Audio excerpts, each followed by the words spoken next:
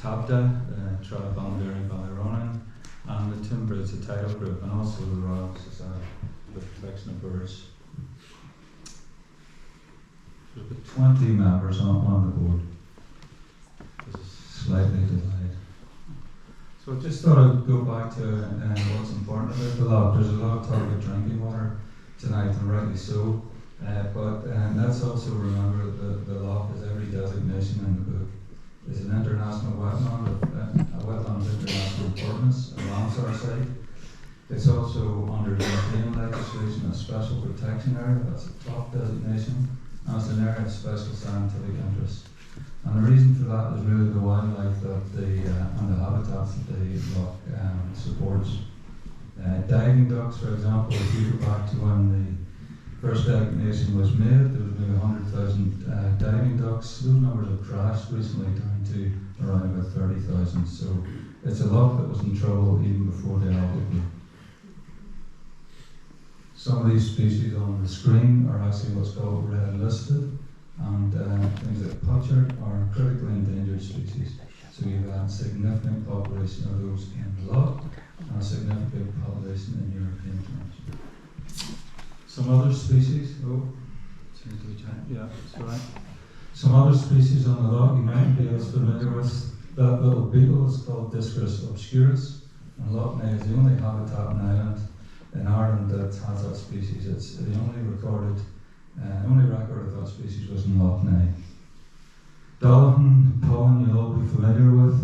The trees, that's representing a very rare habitat called wet woodland, which we have around Loch and maybe some people take for granted, but I can assure you it's very rare in terms of British, Irish, European records. The shrimp to the right is another feature species of the SSI designation, and that slide to the left is the meadows at Loch Beg, and those support, again, there's some species which grow there, which it's the only place in Ireland where they grow. So the message I'm trying to get across is it's a very special environment.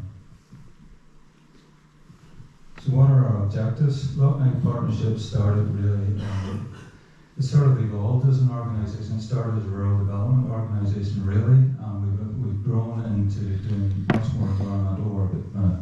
We also do other aspects which I'll talk about. But here's our aims and objectives. You can see protection of environment, conservation, promotion and development of the loch, and we mean that in sustainable terms.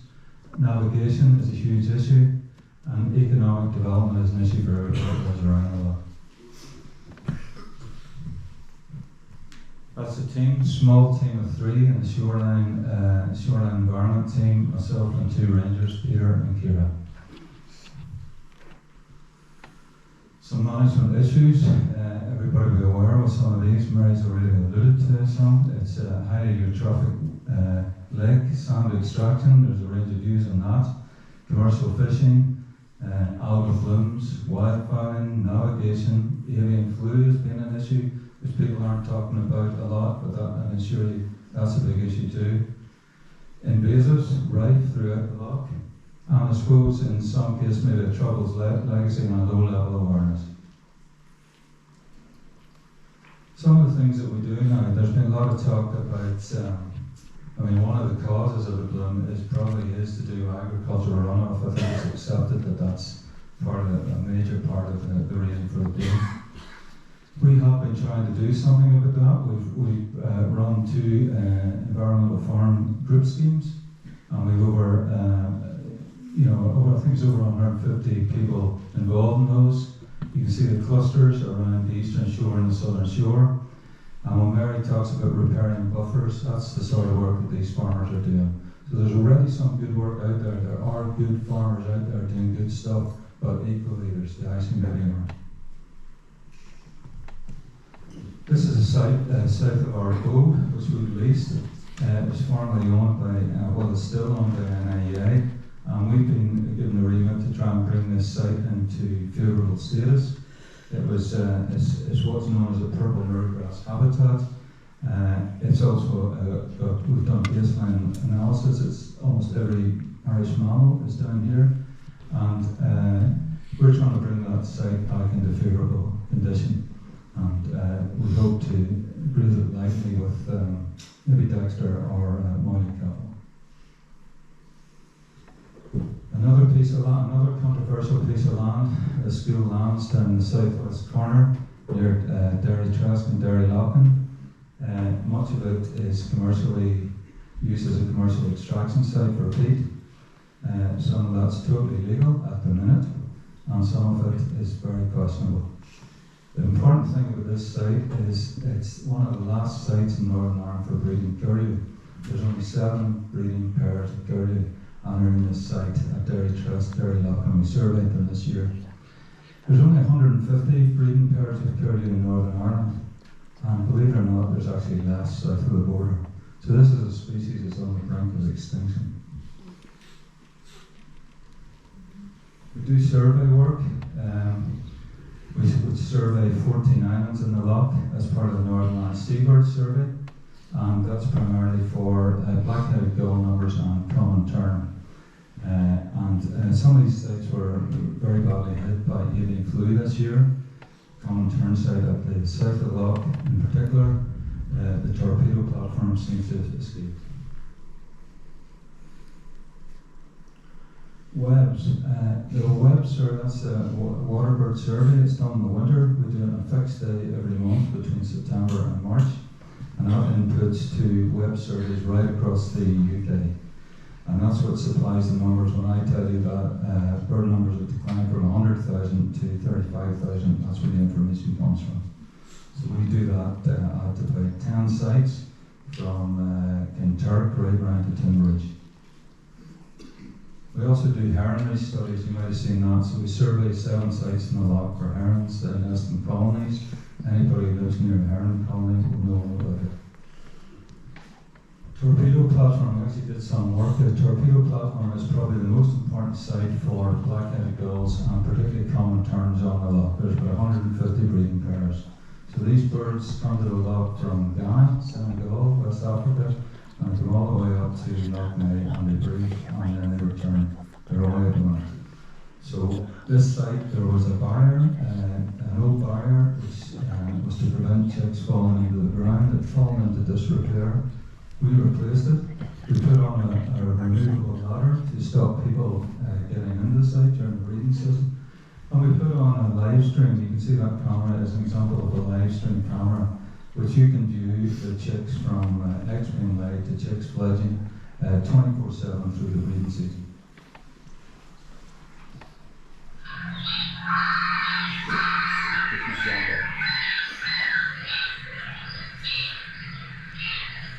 So those are common terms. Another project which we're very proud of is Killykelpie, south of Ardbow. We have what's known as the constant effort bird ringing site, okay? So there's bird ringing sites all over the world, all over Europe, all over Africa, America, everywhere. But there's only 9 in the island of Ireland, and we're one of those 9. There's actually 5 around Loch Ness. So what happens here is the mist nets are put up in the early morning. We start about 5:30 in the morning. We have to clear, you can see where we clear the rushes to set the nets. The birds are caught, it doesn't harm them. They're measured, weighed, and then they're released. And that's some of the volunteers, it's all done voluntarily, and those are some of the volunteers who worked on it. Some of you might have heard a news item earlier this year. Unfortunately, somebody chose to burn down our shed, which we used as part of the ringing project, but I think we turned that into positive publicity. Another project which we're working on is a bird hide project. When you go look around Loch Ness, if you're a bird watcher at the minute, there's only 3 bird hides on a 120-mile shoreline. There are 6, but 3 aren't operative. We thought that's not really a good situation, is it? You contrast that to the number of shooting sconces, there's over 200 around the loch. So we're trying to develop a string of bird hides around the loch.